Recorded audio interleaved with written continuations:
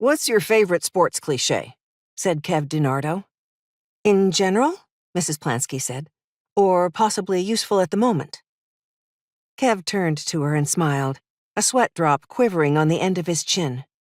They hadn't known each other long, just a few months, mostly getting together on the tennis court. But it was enough for her to have learned he had two smiles, a big one when he was happy about something, which was often, and a small, quickly vanishing one that flashed when he was struck by an unexpected insight. This particular smile was the second. Mrs. Plansky searched her mind. Her background was not one of those sports-free backgrounds, so she knew many sports clichés, but now she came up empty. That was frustrating.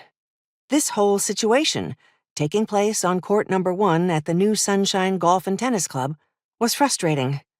Her face felt flushed, and not just from the exertion and the heat. Mrs. Plansky loved playing tennis. She liked to win. She did not hate to lose. Her son, Jack, out in Arizona, a gifted player with professional experience on the satellite tour and now a teaching pro, hated to lose. He liked to win. Did he still love, or had he ever loved, playing tennis? She shied away from that question. What if he'd devoted his whole professional life to something he didn't love? What kind of toll would that take? But this wasn't the slightest bit relevant, not at the moment. What was relevant? The fact that although she didn't hate to lose, she hated to lose like this. "Here are some," Kev said. They were on a changeover between games, sitting on a courtside bench. The sweat drop wobbled off his chin, a strong, squarish chin that might have been a bit much on some male faces but not his, and fell, somehow landing on her bare knee, cooling a tiny circle of her skin. "It ain't over till it's over. One play at a time. Go down swinging." Mrs. Plansky was unmoved by any of them, especially the last. Over on the other courtside bench, their opponents had set aside their energy drinks and were rising. Changeovers lasted 45 seconds, but at club-level events, no one was strict about it, although the umpire in her chair did seem to be glancing down at them.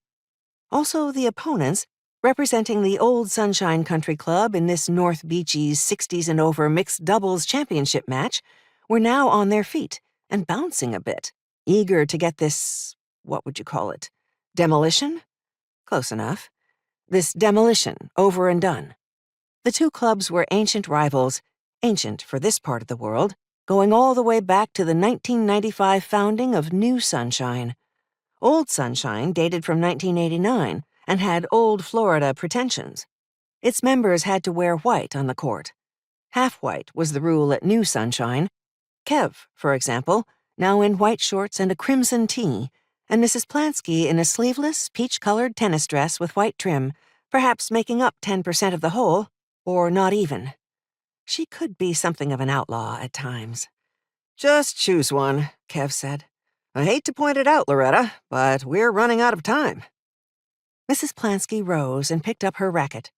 The opponents were striding onto the court. The woman, Jenna St. Something or other, taking her place at the net, and the man, Russell Curtis, or possibly Curtis Russell, heading to the baseline to serve. Neither of them looked older than 49. They'd had work done, of course, but still. Mrs. Plansky, too, had had work done, just the once a few years ago, on an afternoon outing with her daughter, Nina, down for a few days from her home in Hilton Head.